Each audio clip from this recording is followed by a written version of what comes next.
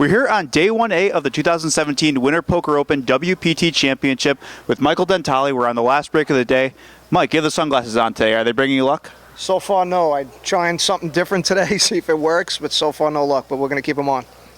Yeah, still a level left to go in the day, and plus day 1B tomorrow, and you can still enter at the start of day 2. In a couple months from now, you're going to have an important heads-up match that's been well documented. How have preparations gone for that? Well, I really haven't prepared because I feel like I've been playing poker for such a long time. I've played so many hands that, basically, I think I'm going to be, doing pretty good against Cate, which I feel is just like a horror show, so I don't think I have anything to worry about. Yeah, so you're playing Cate Hall heads up, and obviously that's been well documented as far as how it came to be. But as far as heads up experience goes, do you think you have just a long-term edge, or your overall poker skills will do okay for you? Well, I believe both. Overall poker skills, just playing the game for as long as I've been playing it. I've gotten down to heads up plenty of times in tournaments. I've played heads up and shorthanded in many games. I understand how it works, and I do pretty well. And same thing that comes to play also. When you're playing heads up, it comes down to making reads, knowing your opponent. We're playing a live game. We're not playing online. And also I'm playing against a person that I basically think is that has, I'm not here to trash anybody, but I think I'm going to do circles around it. Are you going to keep the sunglasses on for the match to maybe hide some tells? I might do that. Between me and you, this match is more something like I'm in the game a long time. I see a lot of grinders that put their heart and soul into the game. They grind their asses off, and they put in so much time, and they play really well, and they practice. And a lot of them aren't fortunate enough to get the results that they deserve. And then you get some people that pop onto the scene that run really well because of variance, and they believe they have the game figured out, like Cate Hall. And if she handled it by being humble, I would have no issues with it. But the problem I have with her is, instead of her being humble and accepting it and saying, you know what, I've been running well, but I'm practicing, I'm happy for people like that. But when you come across saying like it's all you and you're great, and calling people small-minded and thinking you're better than them, I find it hilarious, because I think the girl basically has no idea in-depth about poker in general. It's very easy to play the game when you get cards. It's very easy to fold, and keep folding your way and picking up big hands. And it's easy to learn the game too when you get hands. It's it's a lot harder to play hands and make calls than it is when you're picking up big pairs and you're always having someone dominated. And it's part of the game, and that's my really beef with her. Is I think she's way out of line, especially when she insulted Todd Brunson in her hand. He's not smart enough. And where do you come off even insulting somebody? The guy's a legend. He's been playing cash before you were born. And you're a new jack on the scene, and you think because you're book smart, you're better than other people, and it pisses a lot of people off. And then, when I made a comment, it was out of playfulness, obviously, and then she gets really disrespectful, started cursing, and I said, on Twitter, I said, relax and watch your tone of voice, and she came at me real deep.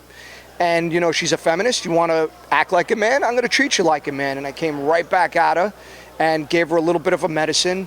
And she ran her mouth like a dude, She felt like she was being, I guess someone was getting aggressive to her, so that was her answer back. And now it's sinking in, and she's probably wondering, what the hell did I get myself into? And she's going to get punished for her big mouth now. And like I said, heads up, obviously we all understand it's variance and it goes back and forth, but the variance, as far as I'm concerned, even with the variance, I still think I'm going to destroy her. And we'll take it, we'll take it after that, and we'll see. Just the individual match aside of you playing her in the personal, not vendetta, but the personal feelings you have toward the match, you think it's good for poker in general that you guys are playing this?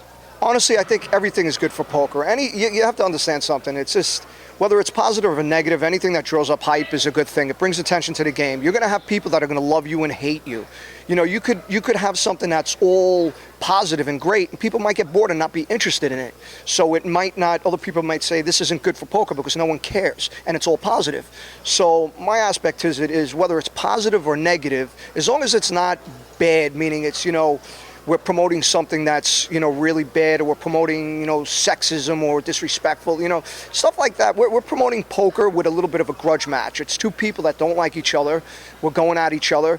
It has more to it than just poker. It has personality involved.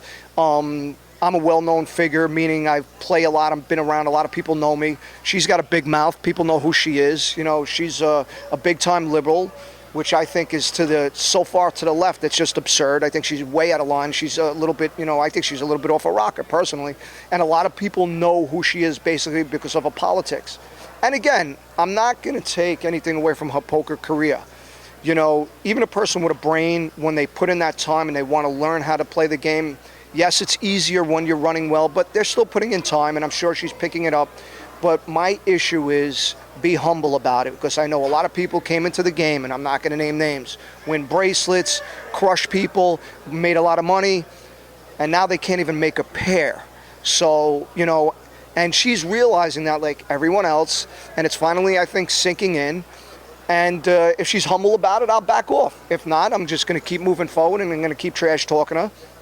And another thing, why I think it's good for poker, because, this match has caught the attention of a lot of people in the poker community, where I get approached by a lot of different people that I know and don't know. And I think it gives people that are in the game something to watch and be interested in.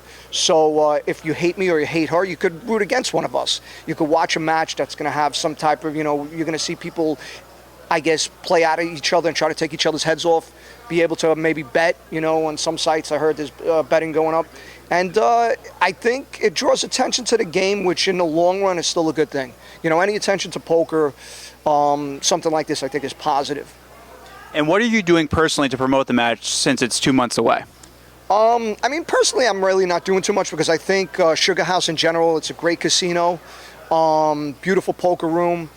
They're promoting it on their end. Poker Night, which is another great outfit, I believe. They get a great, I think it's great poker on TV, good personalities. The cast and lineup is great. I think it's entertaining for people to watch. They're involved in this. And, me and Kate, like I said, love her or hate her, Kate's a well-known figure. People know who she is. And I think it's something in general that's promoting itself. So I think a lot of people are going to be tuning in. They want to watch the match. We got two good guys, I guess, Doug Polk and Sean Deeb. They're going to commentate. Sean's a funny guy. I'm sure he's going to rip into both of us, make his opinion well known. So I think it's going to be something interesting that everybody's going to get a good laugh at. And again, I'm the type of guy. Listen, I love to joke and mess around and make insults, but I know that if I do that, I'm able to take it back to me also. I don't mind. People could insult me and make jokes. I think it's fun. I think it's great. If I'm going to do it to you, I want you to do it to me. Let's have some fun. Let's enjoy each other. So, I'm just wondering how she's going to handle this match, because she can't wear her headphones. And I'm going to talk. And we're going to have some table talk. And I want to see if she's going to be able to withstand the Mike Dentale barrage of talking and having fun and ripping into her. And I will be respectful. Like I said, I'm a gentleman when a woman acts like a lady and she's classful and is respectful. But if I'm going to be insulted and, cursed at, I will warn you. And if you continue to do it, I will give you back your own medicine. Well, you're having fun out there today on day 1A of the WPT Championship. Good luck this week, Mike, and good luck in the next couple months. Great. Thank you. Thanks. Right.